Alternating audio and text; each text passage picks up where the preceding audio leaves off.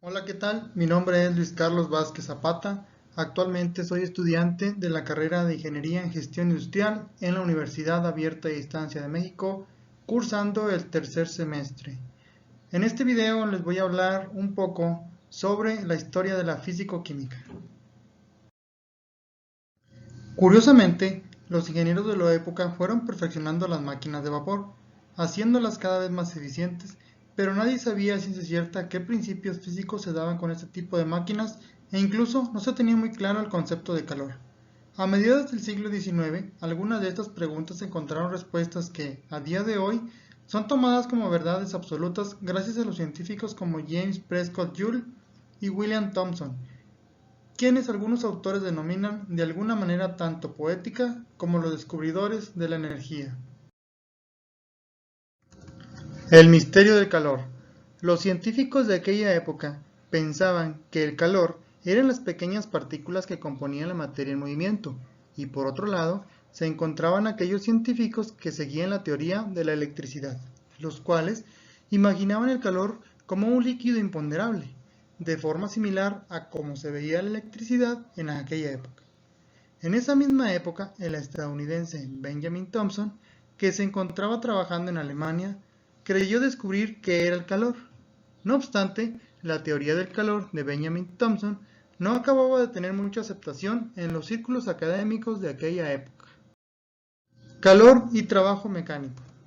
Años más tarde, ya metidos plenamente en el siglo XIX, James Prescott Joule, oriundo de Manchester, maravillado por la máquina de vapor, tuvo la oportunidad de estudiar una de ellas a fondo, ya que su familia, que se dedicaba a la industria de la cerveza, poseía una. Después de mucho tiempo estudiando dicha máquina, quedó ciertamente aburrido del tema. Es por ello que se sintió atraído por otro fenómeno físico, la producción de trabajo mecánico mediante magnetismo y electricidad. Michael Faraday había inventado en 1821 un motor eléctrico que serviría como prototipo para que se fuera mejorando en la industria años más tarde. Lo que Joule pretendía era comparar el calor generado por el trabajo mecánico y el del agua. Esto no fue tarea fácil con los instrumentos de la época y más teniendo en cuenta que la elevación de la temperatura del agua no había sido demasiado alta. En pocas palabras, se requería de una mayor precisión de la que le podían proporcionar su instrumental, y posteriormente encargó termómetros muy precisos para tal fin. Finalmente logró establecer una relación precisa entre el trabajo realizado y la elevación de la temperatura, descubriendo así el equivalente mecánico del calor. Debido a la importancia de este descubrimiento, en el año 1976 se decide cambiar el nombre de unidad de energía por el de Joule. Es decir, la teoría de Carnot estaba basada en un circuito térmico cerrado en donde ya está presente el calor y por tanto no necesitaba ser producido. Thomson, quien había estudiado con dedicación a Carnot, veía una contradicción con las ideas de Joule, pues este último había comprobado que el trabajo mecánico genera calor, mientras que Carnot había presentado un circuito cerrado donde ya existía el calor. Fueron 4 los años que dedicó Thomson a descubrir cuál de las dos teorías era la correcta. Después de esto concluyó que tanto Joule como Carnot tenían razón, simplemente había que ser capaz de vincular dichas teorías. Evolución de la termodinámica. Varias décadas después, los científicos acabaron demostrando que tanto Rutherford como Joule tenían razón. Joule y Thomson forjaron una profunda amistad teniendo la ciencia como nexo común. Realizaron numerosos experimentos. Estos experimentos fueron apoyados por el gobierno británico, quien les financió en gran medida. Descubrieron lo que hoy se conoce como el efecto Joule-Thomson, aunque este efecto en sus experimentos era muy pequeño. Tendría gran importancia.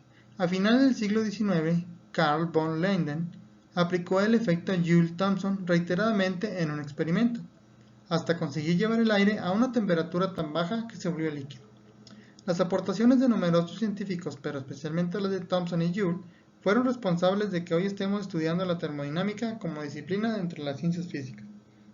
Lamentablemente, ambos científicos no tuvieron el mismo final.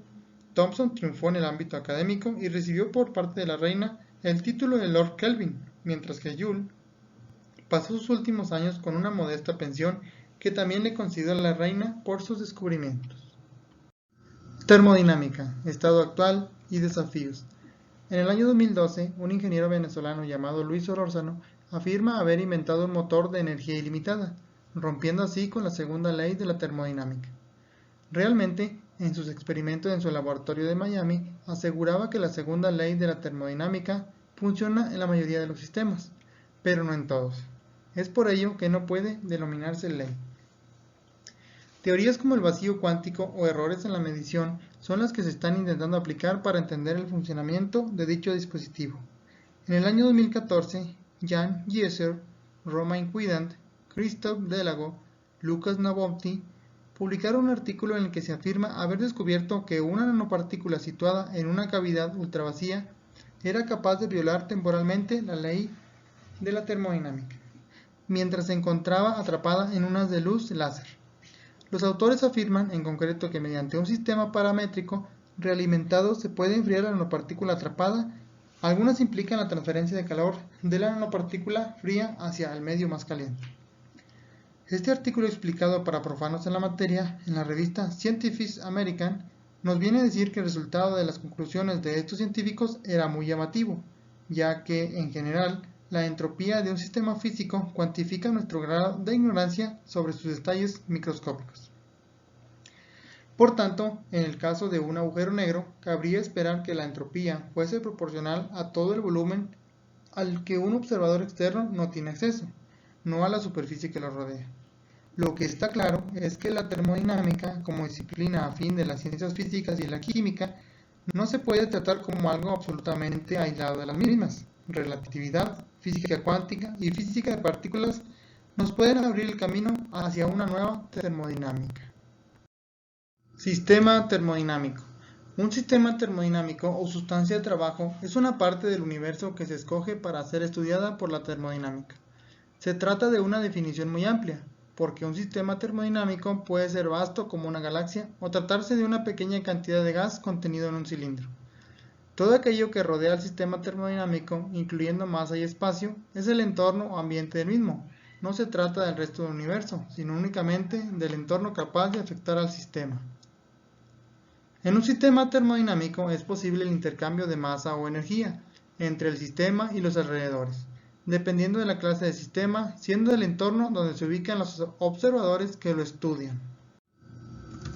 En el análisis de un sistema termodinámico es importante establecer las fronteras, los cuales pueden ser fijos o móviles.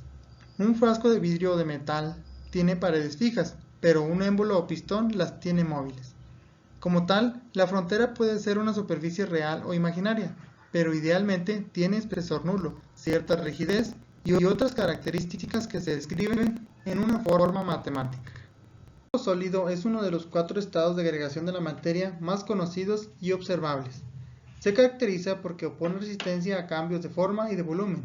Sus partículas se encuentran juntas y también se ven correctamente ordenadas. Las moléculas de un sólido tienen una gran cohesión y adoptan formas bien definidas. Algunas de sus características son: no cambian de forma, su peso o volumen están definidos, sus moléculas están muy juntas y únicamente vibran alrededor de su punto medio. Comportamiento de las disoluciones. Una disolución es una mezcla homogénea de 2 o más componentes que constituyen una fase única. Pueden ser gaseosas, líquidas o sólidas. Algunas de sus características son: los componentes de una disolución no pueden ser reconocidos a simple vista. Su comportamiento físico es distinto al de sus componentes por separado.